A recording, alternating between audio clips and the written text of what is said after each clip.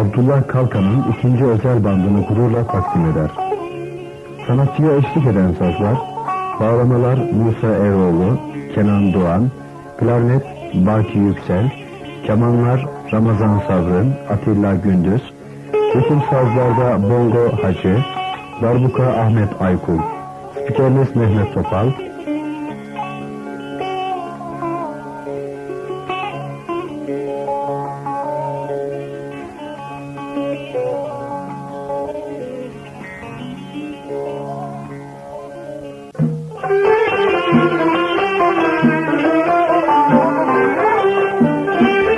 İpikyo Yalçın, Elazığ'da, Garanti Bankası yanı pasaj içerisinde.